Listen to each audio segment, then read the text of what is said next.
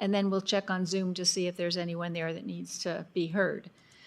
The public not speaking will be read into the record. We will then give the applicant and/or their representative an opportunity for rebuttal of any testimony stated into the record from the public before we close the public hearing. After that point, we will receive no more testimony. The time limits are 30 minutes for the applicant's presentation, 3 minutes for public testimony, and 15 minutes for applicant rebuttal. I would ask that you direct all of your testimony to me and not to the audience. Are there any questions regarding tonight's proceedings? Not seeing any in our small audience. We will continue. Our first case this evening is VAR 23-0005. Good evening, Madam Hearing Examiner. For the record, Vlad Finkel with Kootenai County Community Development. As you may recall, this case came before you on June 20th of this year. Staff had presented the matter, and then we had one individual from the public that spoke in opposition of the request.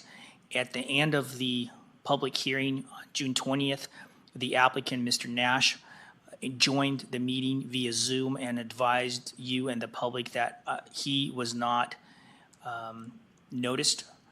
He was not properly notified of the hearing, and he requested that you reschedule the hearing at a later date. Therefore, we are here before you tonight. I do want to advise you that we had done extensive research on our end to understand what may have transpired and why Mr. Nash was not properly notified. We concluded that we did send out a notice to Mr. Nash and other individuals within the radius as required per code, which is 300 feet. I don't know what happened, whether the notice got lost in mail or something had happened, but we do have a clear record that he was notified of the first hearing as well as tonight's hearing. And he is here tonight in person to address the matter. Nonetheless, if you would like, I can restate the request, or if you would like, we can move forward with the applicant's presentation. So it's up to you on how you would like to proceed.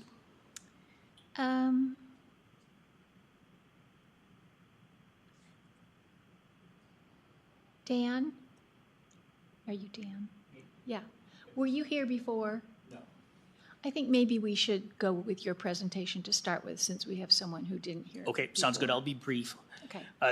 So this is a request by Robert and Ann Nash Revocable Trust for a front and side yard variance in order to expand an existing cabin on site. The subject property is located on the east side of Hayden Lake. It's on a waterfront parcel of land, and the property is fairly narrow with steep slopes towards the lake. It is currently zoned restricted residential with a front yard setback requirements of 25 feet and side yard requirements of 10 feet. As you can see based on the photos, there is an existing cabin on site that the applicant wants to expand on the side as well as I believe in the rear as well. The current conditions are that the cabin is it's right on the front property line, and it's currently being deemed existing non-conforming because it was constructed prior to the adoption of the regulations, which imposed specific setbacks in the restricted residential zone. What Mr. Nash is requesting is he wants to construct the addition on the rear of the property, go along the same plane on the side yard setback, which is a 4-foot distance from the side yard property line, and request a 6-foot variance. He wants to maintain the existing cabin in the same footprint with a 0-foot setback and request a 25-foot variance to the front yard, as well as he wants to encroach, I believe, 10 inches into the other side yard, the west side yard property, the west setback from the property line, and he wants to encroach 10 inches into the 10-foot required side yard setback. Typically, any encroachment into the side yard setback or front or rear that is 1 foot or less can be done through the what's called an administrative exemption process, where the director signs off on it for a review fee of, I think, a little over $100.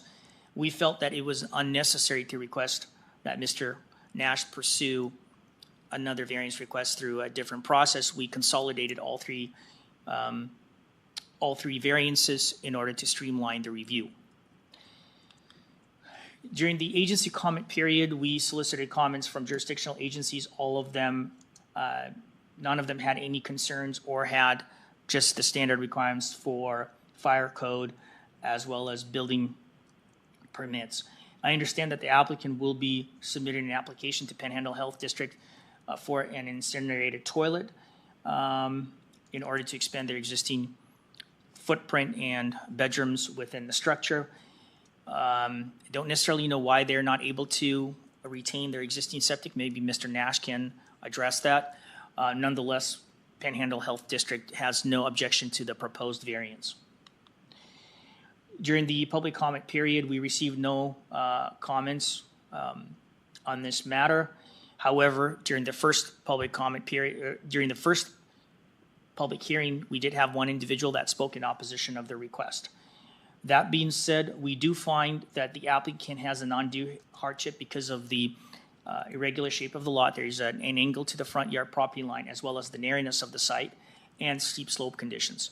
We find that the proposed expansion would not be detrimental or have a significant impact on the adjoining parcels of land, and that is the proposed area is reasonable and the application should be approved. I stand for any questions that you have at this time. I don't have any right now. Thanks, Vlad. Mr. Nash? Yeah, thanks. I appreciate it. Appreciate your time. Pretty much Vlad explained Name it. and address for the record. Oh, Bob Nash. Address is 14338 North Waters Edge Court. Thank you. Sorry about that. Yeah, as Vlad said, it's just limited. We are dealing with limited space, and it's an irregular shape of the property, and so the lines were drawn after the house was actually, put on there. So that's pretty much all I have to say. I pretty much agree with everything he said. So yeah. How old is the existing structure?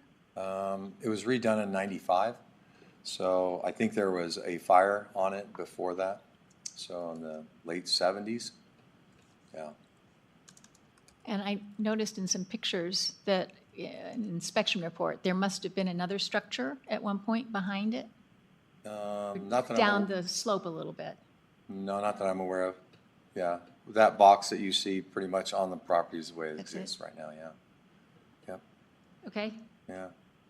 And just out of curiosity, can you explain why you need the 10 inches? We don't need the 10 inches, so I can adjust. Oh, really? If we need to, yeah, no. I mean, it's obvious the other ones, but 10 inches? So we can make an adjustment, yes. Okay. But if we have to go through this whole process again, I'll keep it the way it is. But I can definitely adjust the inches, yeah. Okay. Yeah. Thank you. You're welcome. And I have one public comment sheet from Dan Grimm, who is in favor and may wish to speak. I'm here, I guess. Dan Grimm, 18985 West Minnesota Road, Hauser, Idaho, 83854. Yeah, I have no problems with it. I'm 2 lots over, so. On the undeveloped side? Yes. Ah, Yeah. So. Thank okay. you. Thank you. And do we have anyone on Zoom?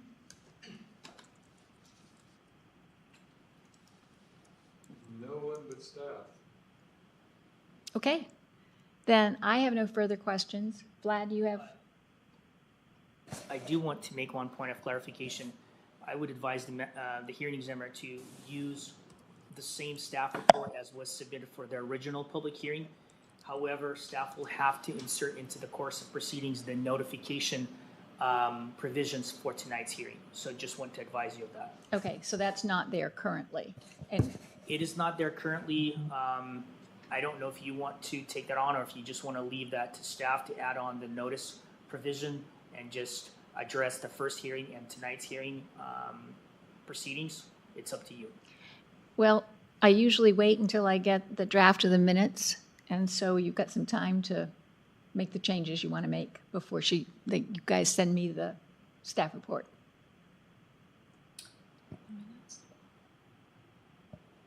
There are no changes to the original one except for the course of proceedings that transpired from the first hearing and then the notification for tonight's.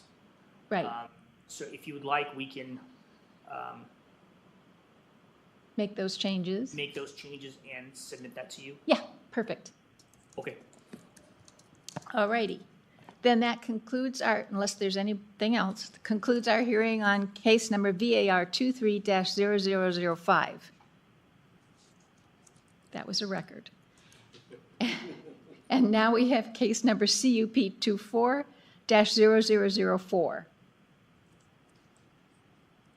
we allowed to go if we're open for that? Sure. Thank you. It's not like school. Yeah, formalities. Do you need me for anything? Yeah, good, thanks. I'm good? You're good. Okay, thanks. And how will I know how it comes out or that kind of thing? Will I be informed somehow? I'm sure you will be. Staff, once I get my report done, staff then takes on from there. Okay, Staff notifies, flat would notify. thank you very much. Yeah.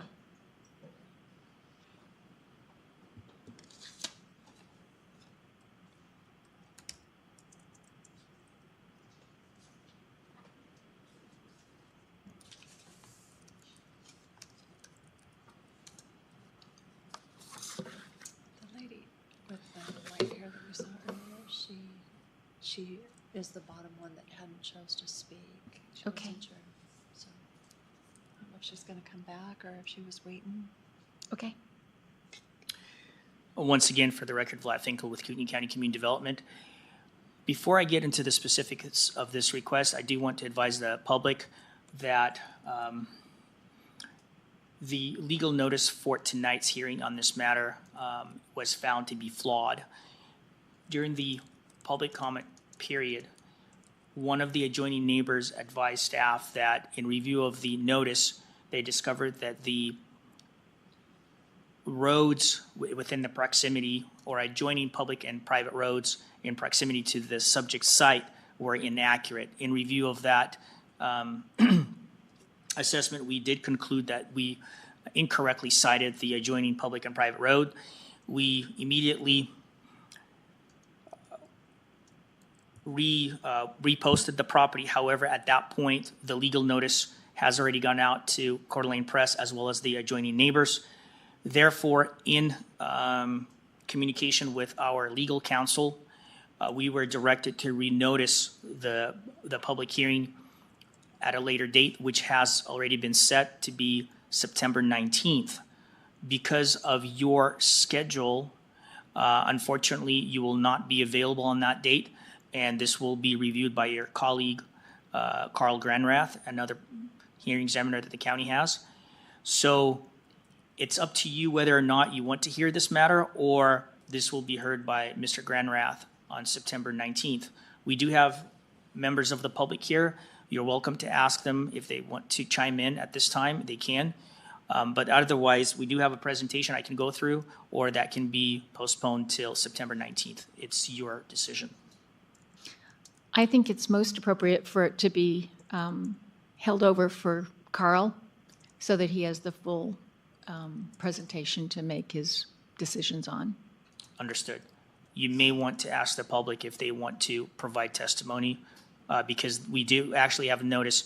Want to clarify in the notice, staff did accurately state the parcel number, AIN number, as well as the legal description and vicinity map of the location. It was just the roads within the proximity of the subject site because there's no address on it. It's a utility tract. Typically, we just state the address, but that wasn't available. Okay, so if we take some public testimony this evening, how will that be transmitted so that Carl's aware of it before he hears it? I don't, I think I can answer that one. please. You would officially open the hearing, we would officially take minutes, and those minutes would be forwarded to Carl. Okay, fine. That works for me. So if you want, I can present this, or you just want to take testimony from the public. It's your call. Well, it appears we have